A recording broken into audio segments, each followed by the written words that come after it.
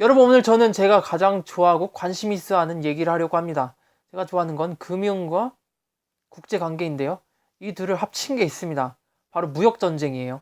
사실 이게 우리나라랑 아무런 관련이 없다고 생각하실 분도 있어요. 옛날에 이런 말이 있었죠. 미국이 재채기하면 우리나라는 감기에 걸린다. 뭐 요즘은 중국이 넘어지면 우리나라 발등이 깔린다. 뭐 이런 느낌이에요. 우리나라의 영향력이 가장 큰 두 나라의 총성 없는 전쟁입니다. 저는 작년에 무역전쟁을 트럼프가 시작을 할 때부터 재미있게 관전을 했었는데요.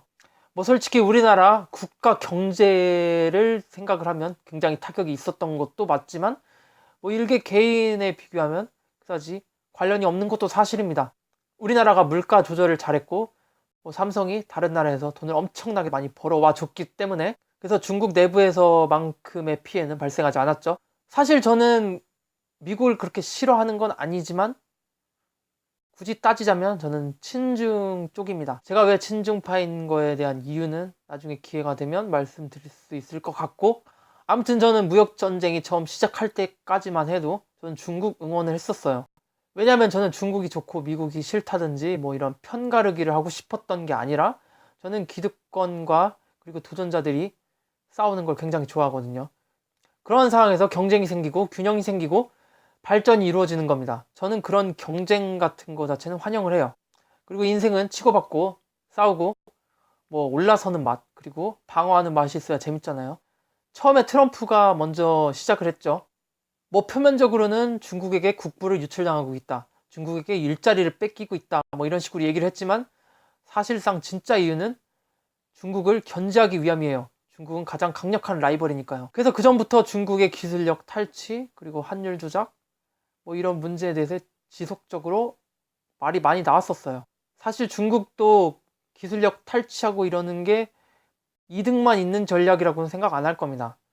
나름대로의 리스크가 있고 그리고 국제 신뢰도 하락 이런 거는 감수해야 되는 거죠. 근데 그것보다도 기술력 탈취에 대한 부분이 더 이득이 크다고 판단해서 하는 걸 수도 있고요. 기술력 탈취 이런 거는 자유주의 국가 그리고 미국에서 나오는 표현이고 중국에서 어떤 반응을 보이고 있는지는 잘 모르겠어요. 사실 일본이나 한국도 선진국들을 모방하면서 성장을 해왔어요. 그러니까 솔직히 저는 중국이 지금 하고 있는 것도 우리가 해왔던 거다. 뭐 이 이상의 평가는 못 내리겠습니다. 뭐 한국의 사례만 보자면 한국의 포스코가 일본의 신일본 제철에게 기술 유출 재판에서 져서 약 3천억의 배상금을 물어줘야 했다고 하는 그런 사례가 있어요.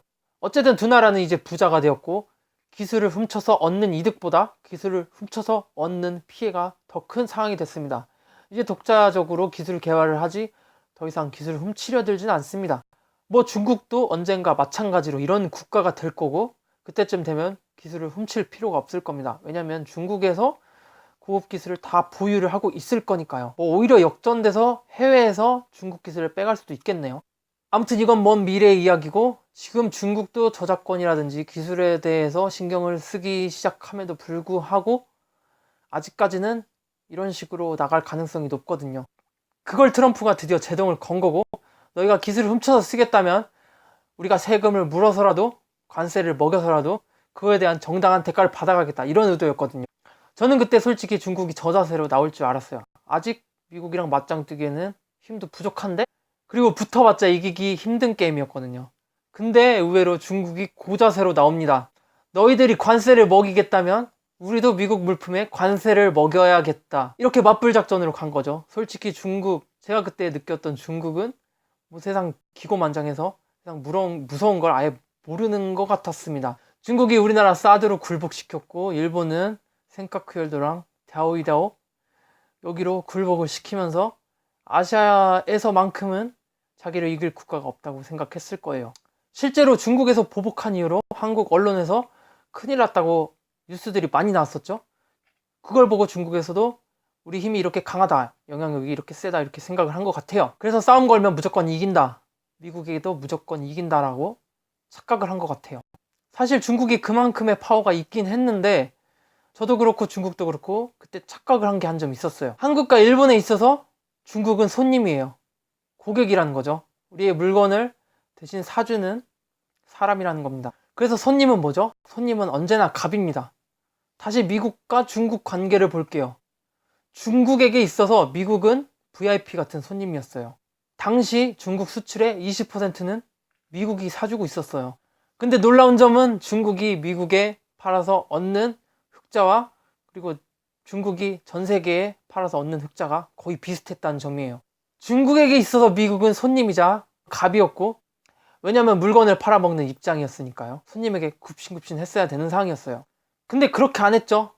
중국도 서로 맞받아치기도 했고, 중국이 미국을 비난하면서 불공평하고 깡패 같은 나라다, 우리는 가만히 있고 싶은데 굳이 시비를 건다, 이런 식으로 내부에서 목소리가 많이 나왔어요. 근데 현실에 아무런 영향이 없었고요. 결국 손님은 갑이었고, 그 손님이 떠나자마자 매출이 하락했고, 갑자기 성장이 느려지기 시작했고, 경기가 둔화됐고, 그리고 회사들이 파산하겠다는 소식이 들려오기 시작합니다. 사실 중국의 작년 수출은 역대 최고이긴 해요. 근데 이거는 세계가 다시 인플레이션에 접어들면서, 호황기에 접어들면서 물건값이 오르고 임금이 오르고 여러 가지가 통째적으로 오르면서 매출이 같이 오른 케이스지, 중국이 경고했다는 걸 의미하진 않아요. 실제로 내부에서도 실제 지표가 굉장히 안 좋게 나오기 시작했고, 중국에서 미국에게 무역 협상을 하자고 하면서 사실상의 중국의 항복으로 미국의 판정승, 그래서 무역 전쟁은 휴전 상태에 있다고 볼 수 있습니다. 그리고 지금 중국은 미국과 무역 협상을 열심히 추진하고 있는데, 지금 미국이 자신들이 갑이라는 걸 알았어요. 그래서 호락호락 협상을 해주진 않겠죠. 아무튼 중국이 항복한 원인은 자신의 힘이 아직 미국을 상대하기는 충분하지 않은 상태에서 약소국들에 대한 연이은 승리로 자신의 위치를 너무 높게 평가했어요. 그리고 둘째로 손님은 갑이라는 단순한 진리를 깨닫지 못했습니다. 아무튼 미국 트럼프 행정부가 공격이 훌륭하게 성공해서 중국을 일시적으로 굴복시키는데 성공을 했는데요. 지금 미국이 중국에게 얻어낸 게 뭔지 아십니까? 미국이 중국에게 미국의 물건을 좀 사달라고 했어요. 근데 이게 터닝 포인트가 될 수가 있습니다. 이게 중요한 문제거든요. 미국에게 치명타가 될 수도 있는 문제예요. 여태까지 중국은 세계에서 가장 큰 공장이었습니다. 그러니까 전 세계에서 물건을 파는 가게 중에서는 가장 컸다는 건데요. 그래서 중국은 손님이 오냐 안 오냐가 치명적인 약점입니다. 아무리 물건을 100만 개, 수백만 개 만들어봤자 손님들이 와서 물건을 안 사면 아무런 의미가 없는 거예요. 손님들이 물건을 안 사주면 부자가 될 수가 없어요. 근데 만약 중국이 세계 최대의 공장이 아니라 세계 최대의 손님이 된다면 어떨까요? 중국이 미국의 물건을 사기 시작하고 그렇게 균형이 맞을 수 있었으면 좋겠지만, 만약 중국이 미국의 물건을 사기만 하고 미국은 팔아먹기만 한다고 생각을 해보세요.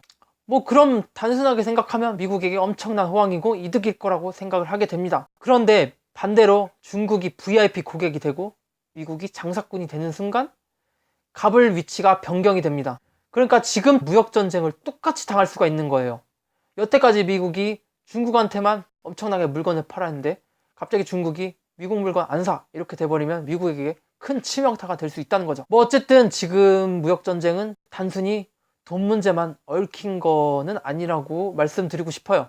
현재 미국과 중국은 관세 장벽, 그리고 기술 이전 강요, 그리고 지적재산권 침해, 항행의 자유, 마지막으로 인권 문제, 이런 5가지를 놓고, 단순히 돈만 아니라 이런 문제를 놓고 팽팽하게 맞선 중입니다.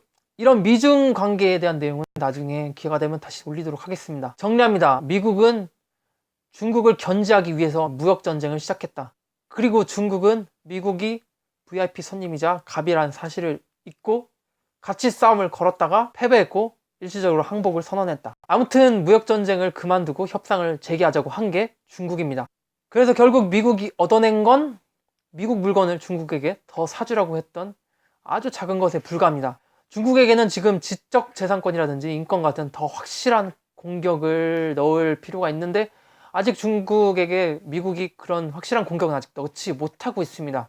이게 지금 트럼프 행정부의 능력에 따라 달려 있는데, 아마 트럼프가 정치적으로 굉장히 곤란한 입지에 처해 있어서 미국 민주당이 도와주지 않으면 결국 이 무역전쟁 자체가 전세가 역전돼서 중국에게 유리하게 흘러갈 가능성도 없지는 않습니다. 두고 봐야 되겠죠?